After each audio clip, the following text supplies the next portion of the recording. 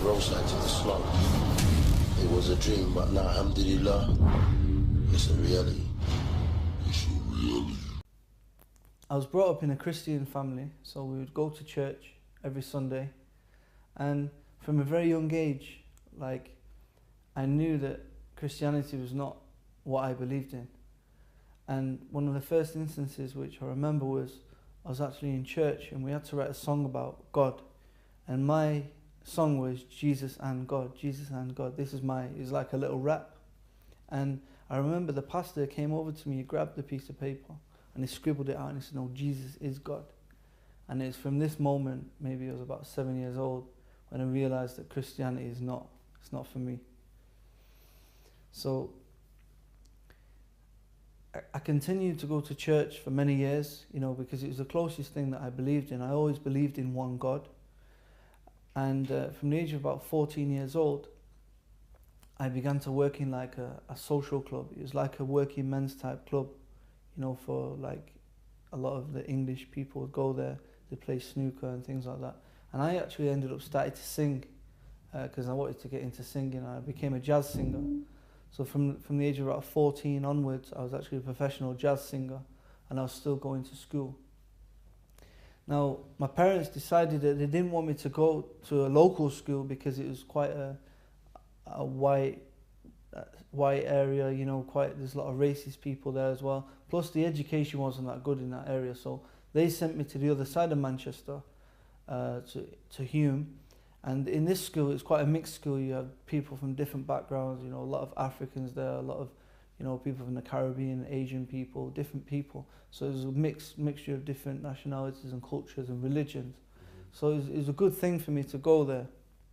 Now, from like the age of 18, my area where I lived, all of a sudden there's a lot of Africans moved into the area.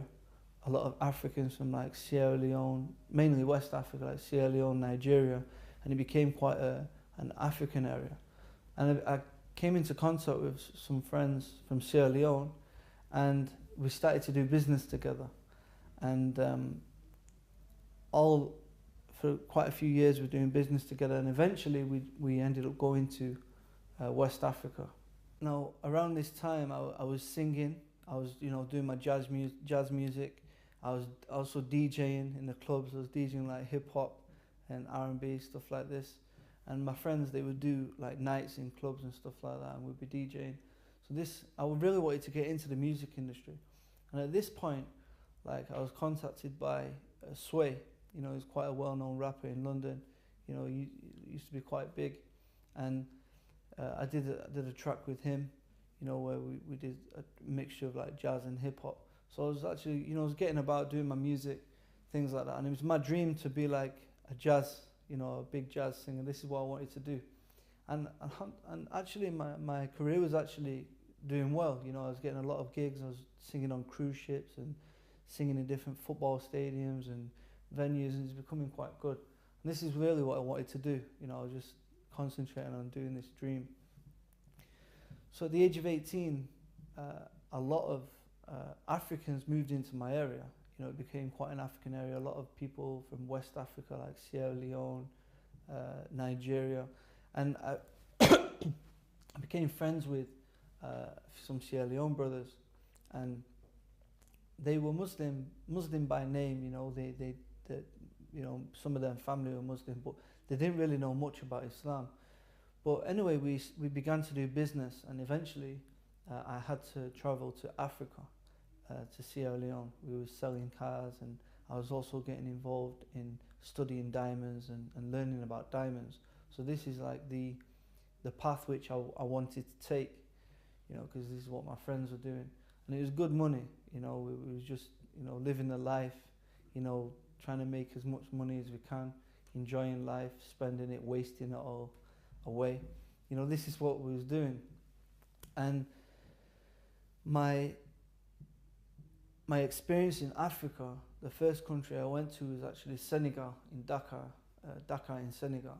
And it's over 90% Muslim, and this was the first time I actually heard the call to prayer, the adhan, calling the Muslims to come and pray Allahu Akbar, Allahu Akbar, and this sound of the actual adhan, it really made me think, what is this? Yeah. And it made me want to know more about Islam, and at the time I was actually stuck because I was only supposed to be in Senegal for maybe 2-3 days, and I told the hotel manager, because I was actually stranded there for over 2 weeks and I didn't have any money to pay for the hotel. I told the hotel manager and he said, no problem, come to my house. So the hotel manager took me to his house, and he was a Muslim. I was a bit scared to go to his house at first because, I just thought Muslims are all terrorists and all the things I'd heard were all bad things. But I had no option. I couldn't phone home because my parents didn't even know I was in Africa. Yeah, so, I had to go to his house. I went to his house, and this is where I heard the adhan. And while I was there, his grandmother died. His grandmother passed away, and she was over 100 years old. And he was crying on the bed. And I remember putting my arm around him and saying, look, she'll go to a better place, just trying to comfort him. And he said, I'm not crying because she died. He said, I'm crying because I wanted you to meet her, because I wanted her to make dua for you, that you would be a Muslim. He said, because she's an old woman and Allah will answer her du'as. And this really touched me because I thought, the guy's not even upset because she died. Yeah, he's in full belief that she's going somewhere better, which I wasn't, trying to comfort him. And it made me want to know more about Islam. So a lot of misconceptions were cleared up there. So this was at the beginning of me looking into Islam, to start to look, just for interest, just because I wanted to know what these Muslims believe, because they're nice people. So over the years, I actually moved on to Sierra Leone. We was getting involved in business and things like this. And it was actually for many years, my friends, they would go to certain people in Sierra Leone who was dealing with witchcraft. They was dealing, they have different names for it, like juju or voodoo.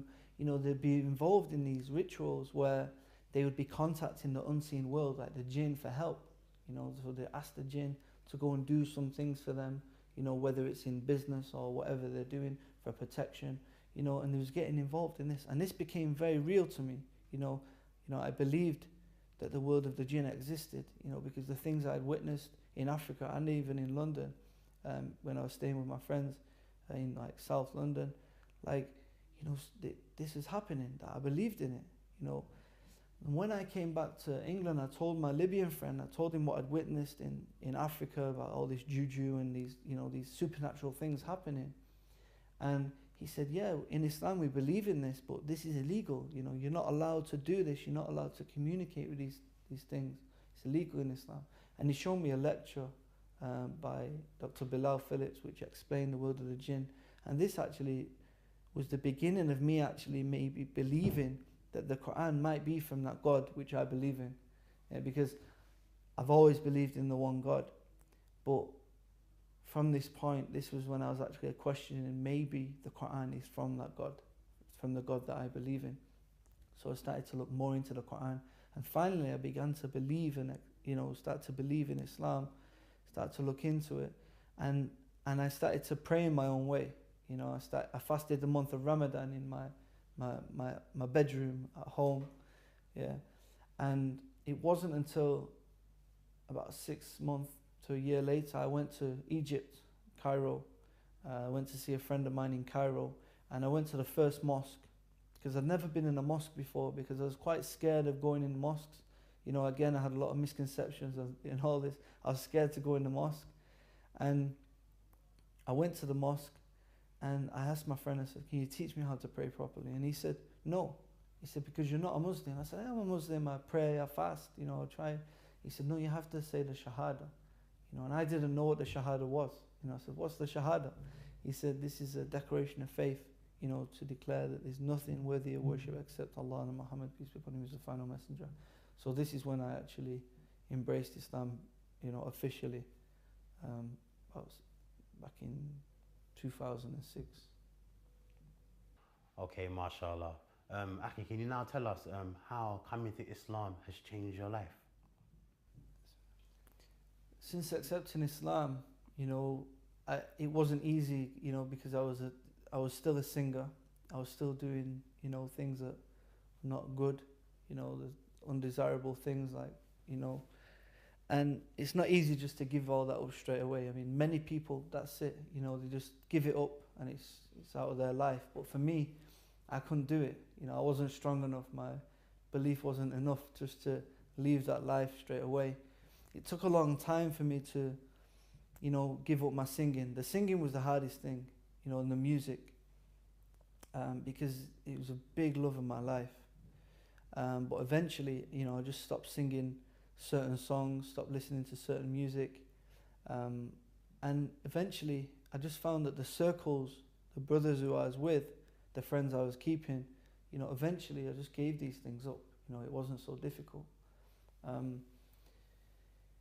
A big turning point in my life was that during this period of me actually, when I was, you know, beginning to pray and I actually accepted Islam, over this period of time where I was actually transitioning from a non-Muslim, you know, from a Jahiliyyah actually to accepting Islam, I had a court case going on, you know, for over 2 years. It was a very stressful time for me and my family, you know, and but alhamdulillah, you know, I was accused of something and they all went away. You know, the day the court case was about to take place, you know, it all got cancelled, you know. And I always remember, like, I was coming down the court stairs and my dad said, that was the jinn that protected you. Yeah, and my dad's a non-Muslim and he was actually on this belief, you know, for such a long time because he knew about the world of the jinn and he knew about some of these things. And I said, no, it was Allah. I said it was Allah, it was God what protected me, because at this point, you know, I'd actually left these circles which I was involved in, where you're getting caught up in the wrong things, you know, getting accused of the wrong things, you know, and that's what happens ultimately, whether you're innocent or not. You know, if you've got the wrong company, you're gonna get dragged into these things, you know. So this is the importance of Islam, where, you know, you are who your friends are, you know. So for me, you know, over this transition period, I just backed off from certain friends, you know, and started to spend more time in the mosque, you know, especially like Ramadan, you know, we had Ramadan, you know, spending time with the brothers, spending a lot of time just learning, you know. YouTube helped, you know, there's a lot of lectures and things on there, but it's about just taking time away. You know, you have to distance yourself from certain people and actually move on with your life, you know, but it takes time. It wasn't easy when I first became a Muslim. You know, my parents, they didn't like it, they was worried, you know, they just thought I was becoming a terrorist. But now they acknowledge that I've become a better person. You know, I've seen them been asked many times about me, and they said that I'm definitely a better person now than I was. You know, I'm hoping that I'm a better son and a brother than I was before. But I've become more involved in the community by, you know, telling people about Islam, actively involved in dawah, telling people about Islam, doing talks in the universities and different things like this. And I've also since gone back to Africa. Yeah, because Africa, you know, I have a big love for Africa because it's where I first heard the adhan. It's where I first, you know, started to understand the world, the unseen world, and it's also where I took my shahada in Egypt, you see. So I decided that I'm going to go back to Africa, and a few years ago I set up my own charity called Volunteers Sierra Leone, where we're actually now responsible for 65 Muslim schools around Sierra Leone. You know, so now this is actually, we're in the process of preparing volunteers to actually go back to Africa and actually help the Muslims and the non-Muslims with education, because education is the key. You know, if you look at the people what was living in my parents' area, you know, what I was telling you about before, you know, where the education is bad. You know, these people, none of them have been to college even, none of them have been to university. They've all, you know, a lot of them no jobs. You know, they don't know much about life, you know, but because my parents sent me to quite a good school on the other side of the city, you know, I got to experience different cultures and understand education is the key. Yeah, so, you know, it's about giving back to the community, giving back to, you know, Africa, especially for me. What advice have you got to Muslims and non-Muslims regarding Islam? The advice that I'll give to non-Muslims is just open your heart and sincerely look into the religion of Islam. Yeah, you know, read the Quran with an open heart and just see what you think. You know, and if you do believe in a one true God, put your head on the floor when you're alone and ask that God, ask the Creator to guide you to the straight way. Put your head on the floor, submit to God and ask Him, if Islam is true, show me. And this is the advice I give to non-Muslims.